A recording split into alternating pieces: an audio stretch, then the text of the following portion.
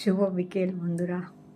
বিউলির ডাল বাটা, baking powder, baking soda, একটু সামান্য চিনি, একটু জোয়ান।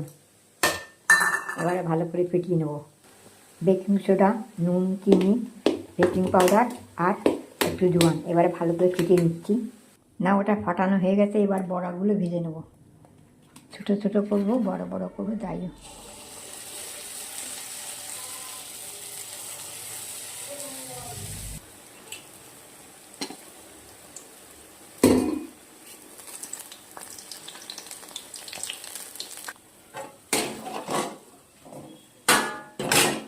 না, আমার বড়াগুলো ভাজা হয়ে গেছে। ওই কড়াইতে আমি এখানে কারি পাতা আর পাঁচফোড়ন আর একটু সর্ষে দিয়েছিলাম। কারি পাতা, পাঁচফোড়ন, সর্ষে। এখানে হাফ কিলো টক দই আমি ফেটিয়ে নিচ্ছি। এর মধ্যে একটু চিনি দিয়েছি আর একটু নুন দিয়েছি, সামান্য একটু বিট নুন আর একটু চিনি দিয়ে ভালো করে ফেটিয়ে নিলাম। এবারে এগুলো এই টক দইটার মধ্যে দিয়ে দেবো। এখানে হাফ কিলো টক দই, এর মধ্যে বিট নুন দিয়েছি, সর্ষে, পাঁচফোড়ন, কারি পাতা ফোড়ন দিয়েছি, চিনি দিয়ে হাফ কিলো টক দই চিনি দিয়ে ভালো করে ফেটিয়ে নিয়েছি।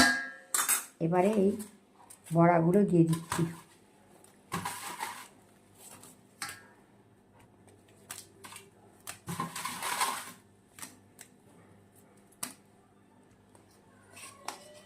দেওয়া হয়ে গেছে বড়াগুলো।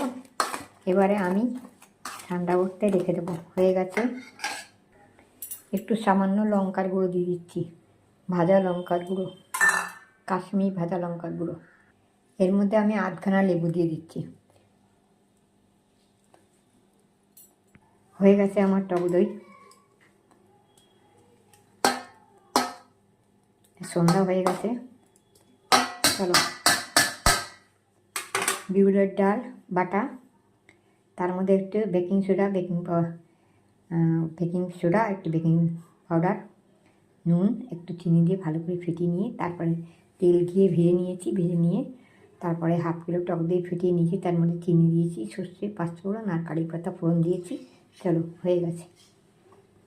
এটা খেতে খুবই দারুণ হয়, তোমরা একবার করে দেখতে পারো। আমি সাধারণভাবেই করি, হাই ফাই মানুষ নয়, হাই ফাই কিছু করি না। আমার সোনামণি ওদের জন্য করি, তারপরে ভোগ দিয়ে সবাই খায়। চলো, তোমরা একবার আমার মতো এরকম করে দেখতে পারো। আমি ছোটোখাটো মানুষ, ছোটোখাটো জিনিস করি। চলো, হরে কৃষ্ণ, জয় রাধে গোবিন্দ, টাটা। ভালো থেকো, সুস্থ থেকো।